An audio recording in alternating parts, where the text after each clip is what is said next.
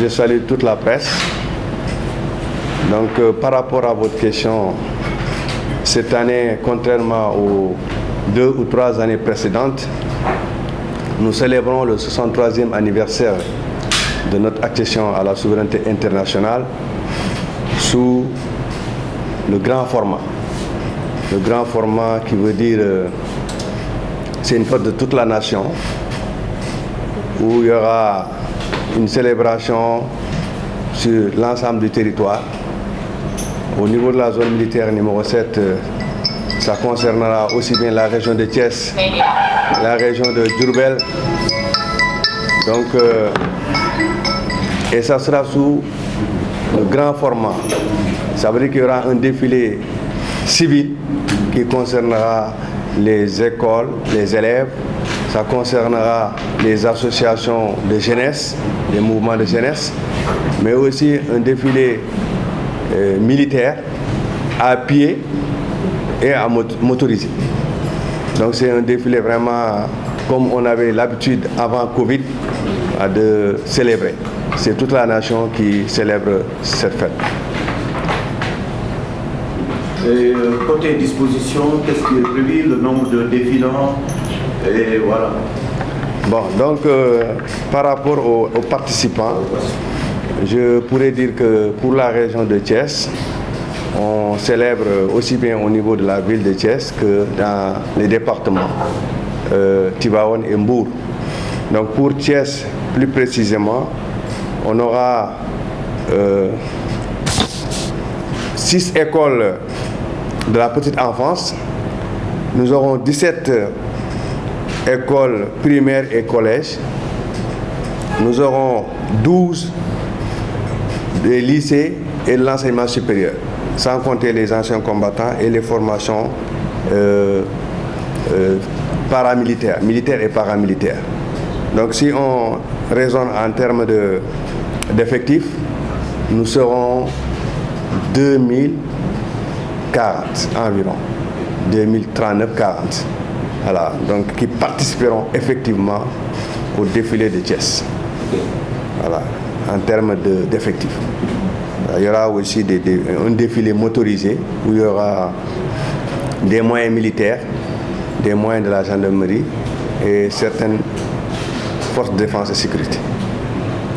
Voilà un peu ce que je peux dire. Vous connaissez à la veille du 4 avril, il y a toujours ce qu'on appelle la retraite au flambeau, le 3 avril.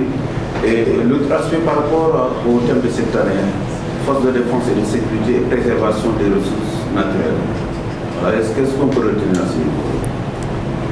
Bon, donc la célébration commence la veille par la retraite au flambeau qui est une manière d'impliquer les jeunes, qui est une manière d'impliquer la société. Donc au niveau de Thiès, il y aura 3 grands axes où les gens vont célébrer la retraite au flambeau. Dans les autres villes, Tivaouane et Guy, ça sera la même chose, il y aura une retraite au flambeau un peu partout. Maintenant, le lendemain, c'est le jour J, il y aura une prise d'armes et il y aura une décoration de militaires, militants, avant les défilés civils et militaires, y compris les anciens combattants.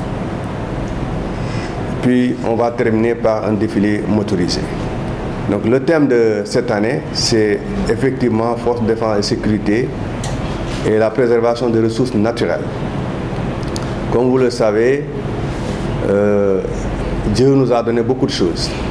Donc ces ressources, nous avons le devoir de les préserver.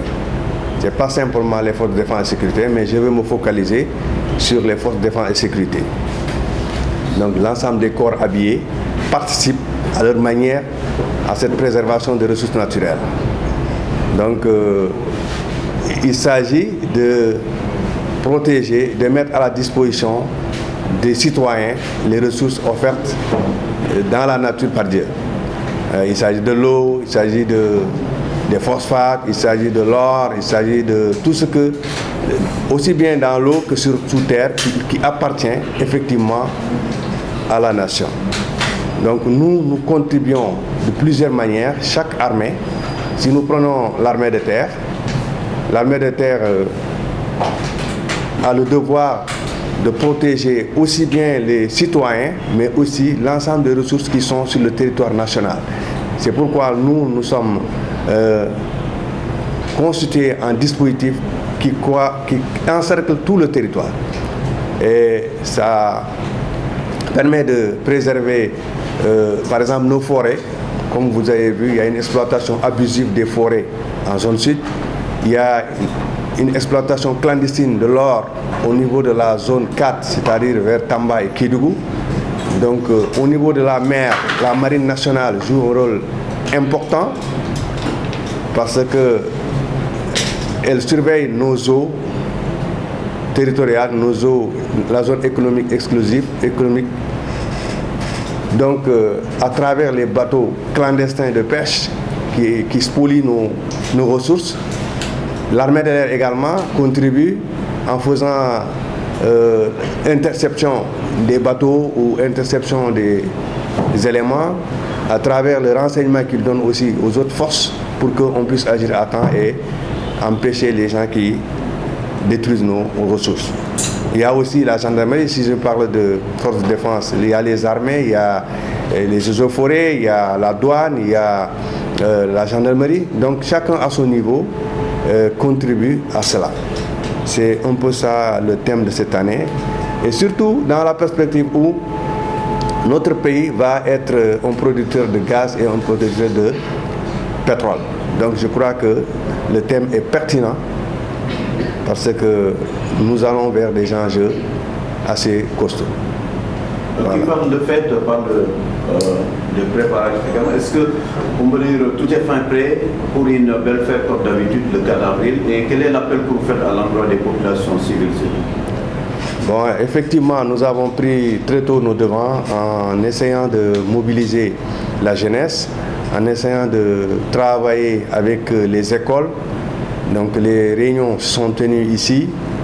Nous avons constitué des commissions d'organisation, des commissions pour préparer ce grand rendez-vous républicain.